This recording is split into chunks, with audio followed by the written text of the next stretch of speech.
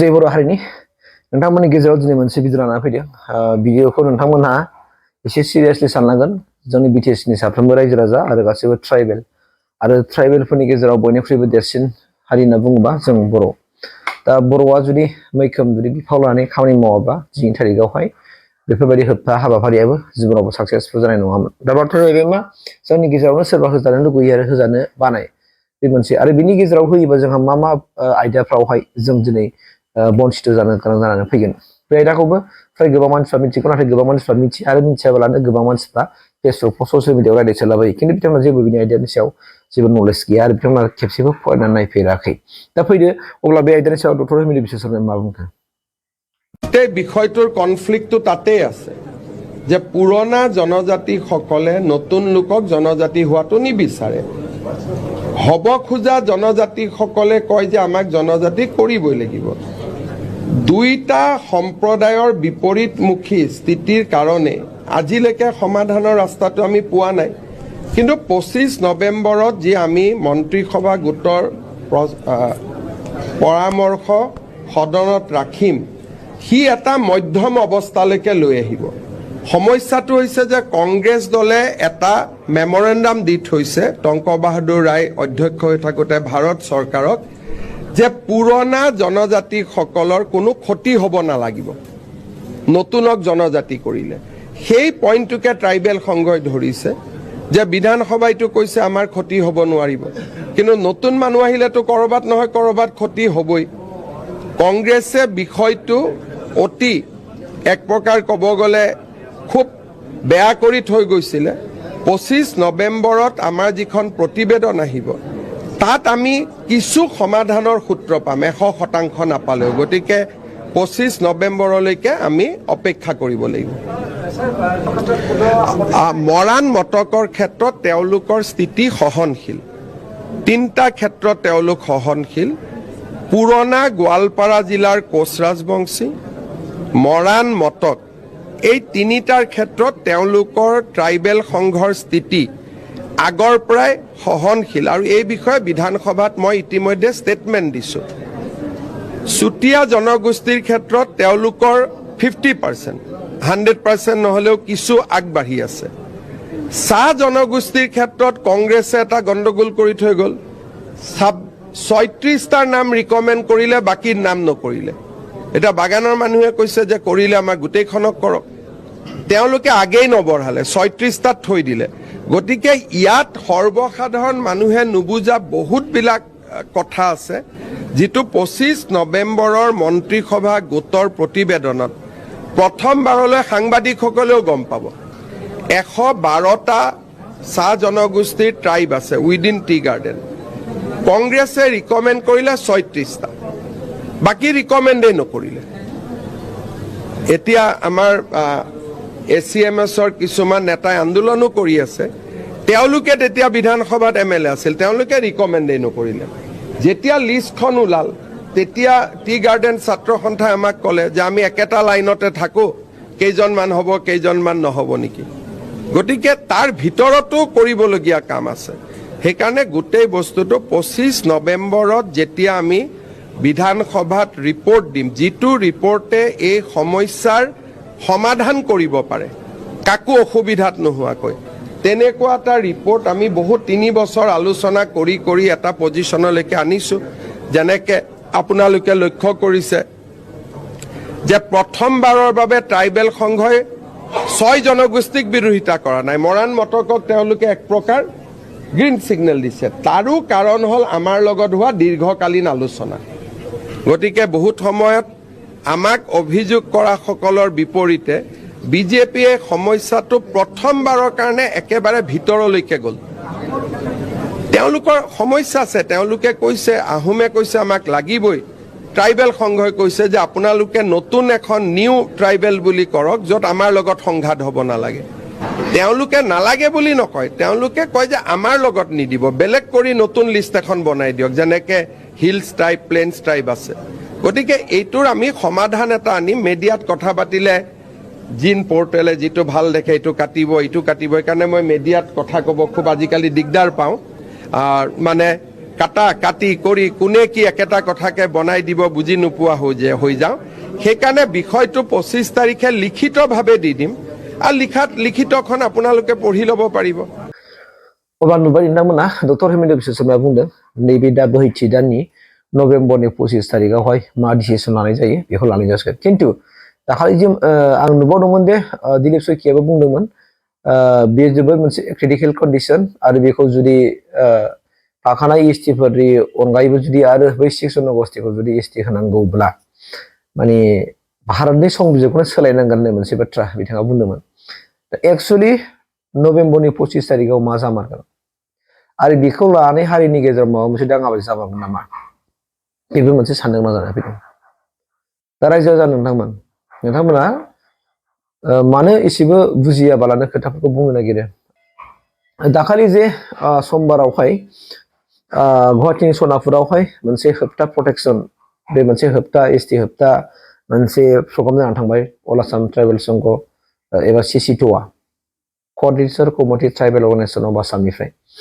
दा बेवहाय गोबां माखासे इउपिपिनि दैदेनगिरिफ्रा थांदों आरो बे थांनायखौ लानानै गोबां माखासे राजखान्थि हान्जा दैदेनगिरिफ्रा मिनिदों माने इउपिपिएलखौ थांफानायखौहाय अब्ला आं बेखौसो सानदों जोंनि गेजेराव सोरबा मिनिग्रा सोरबा गाबग्रा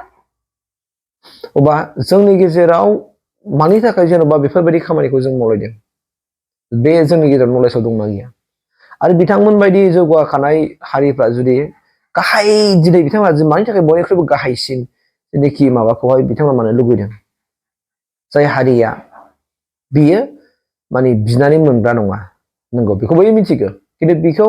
सरकारासो नायनानै बै समाव नायनानै सोर हारिया बबे माबायाव गोग्लैयो नङा होमबा सोर जेनेरेल सोर ओबिसि सोर एसटि सोर एससि बेफोरखौ नायनानै होखानायखा आरो बेवहाय जुदि बिनानै जुदि जायोब्ला बेथ' साननो गोनां जानानै फैना आरो जानोबो हागौ पलिटिकेल सार्थनि खाथिरावहाय बियो जानोबो हागौ जुदि पलिटिकेल जोङो सेन्ट्रेलावबो बिसोर बिजेपि स्टेटआवबो बिजेपि जेरावबो बिजेपि थाजोबोब्ला मानोथो हाया जानो दैदेनगिरिफोरा गासैबो बिसोर थाजोबबा मानो हाया जानो हानोबो हागौ पलिटिकेल सार्थआव दा बे बाथ्रा आरो बिनिखायनो जों बुजिनांगोन कि जोंनि खहाया मा ना जों बबेबा कलेजफ्राव बबेबा इउनिभारसिटियाव जोंनि रिजार्भेसनखौ जों मोनफुंनो हागोन नामा बै समाव जेब्ला बैसोर गासैबो जनगोष्ठीफोर जेब्ला एसटि मोनबाय जनगोष्ठीया अब्ला जों बैफोर कलेजफ्राव मोजां कलेजफ्राव इउनिभारसिटिफ्राव जेरैनोखि एसटि रिजार्भेसन थायो बे रिजार्भेसनखौ जों मोनफुंगोन नामा कुइसना बे आरो बेखौ नोंथांमोना साननो सानाखै आरो सानाबालानो दिनै सोरबा मोजां बुजिनानै एसे बुंनायखौ महापन्डित बुंनाय माबा बुंनाय बेफोरबायदि इसेबां नेर' माइन्डजों नोंसोर मानो थांनानै थायो नोंसोरनि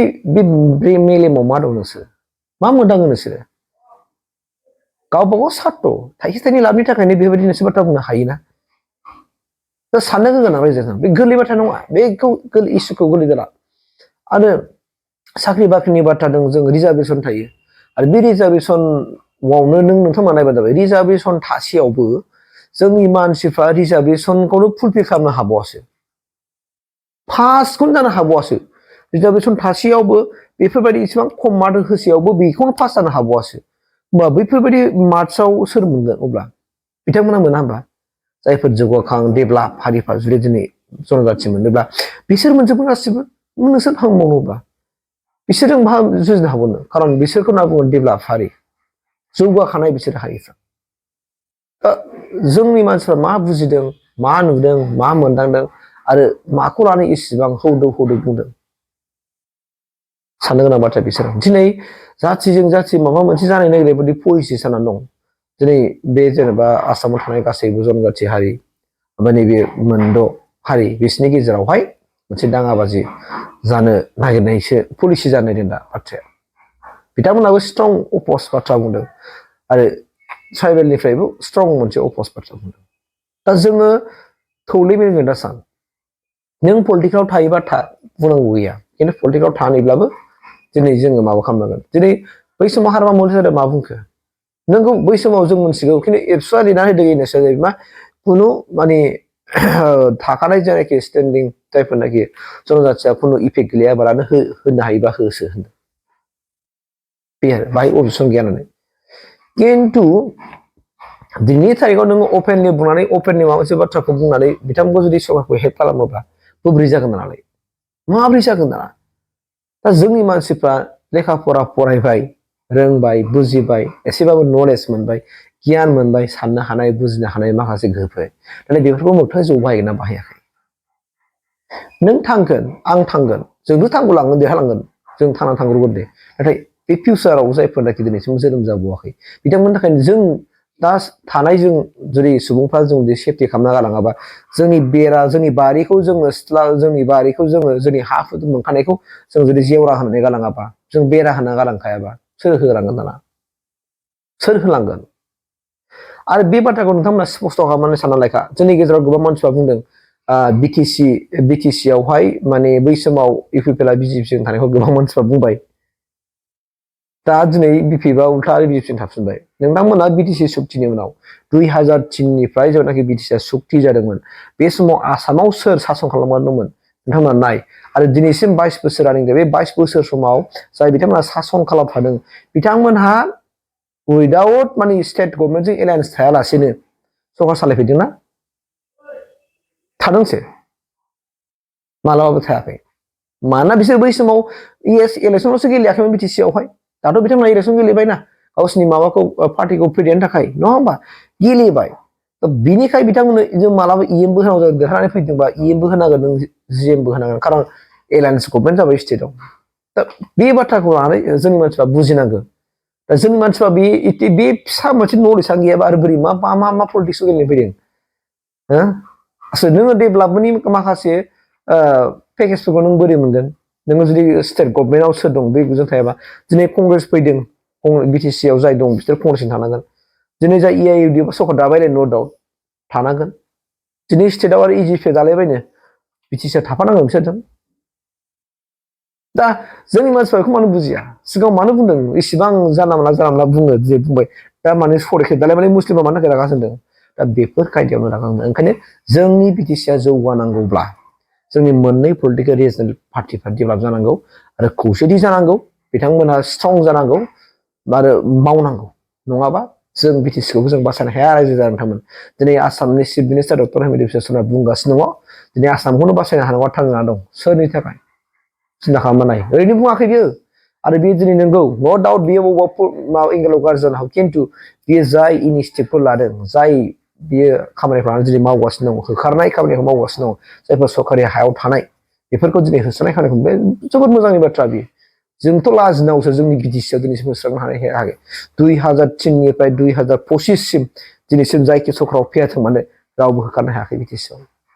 लाजिथाव आरो साननो गोनां आरो बियो मा देखायो जोङो बिजानुखौ जों बोना लागासिनो दं बिटिसिआव मिथिबाय नायबानो जाबाय सानसे समाव नोंथांमोना जुदि नोंथांमोना दिनै आं जेनेबा भिडिअ बुङोबा नोंथांमोना आंखौ महापन्डित नङा होमबा महापन्डित होनना बुङो नाथाय बे महापन्डित नंगौ ना नङा नोंथांमोनाबो एसे साननानै नाय बाथ्राया सिरियास खारदोंना खारमाराखै नंगौ नङा दिनै जों जायनि कलाव बिथांमोननि सहाय नङाब्लानो जों बुहुमाव देरहाया बिथांमोनहा एबसुलेटलि मेजरिटि भट होआबानो जों देरहाया जाना मा मालाबा हाबना नायफैदों बुजिनो नाजा रायजो नोंथांमोन आं बेखौनो खावलायबाय ओंखायनो बेफोरबायदि प्रटेस्ट खालामनायाव बाहायनानै मा पलिटिकेल पार्टिनि बाथ्रा फैनांगौ मा अबेबा संगठननि बाथ्रा फैनांगौ नोंथाङा जुदि हारिखौ मोजां मोनोबा रैखाथिनि गोसोबा जेखि पलिटिकेल हान्जा थारमानो नों बिजेपि खालाम कंग्रेस खालाम एआइइउडि खालाम जेखि खालामा मानो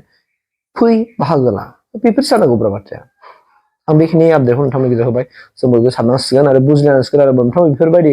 हारिनि खहा गोनां खामानि मावनो थांदोंब्ला बेहाय प्रटेक्सन होनायाव जों बयबो लैहोर ओंखारबोनांगोन बेखौसो आंनिफ्राय हामबोल रिकुवेस्ट जाबाय थेंक इउ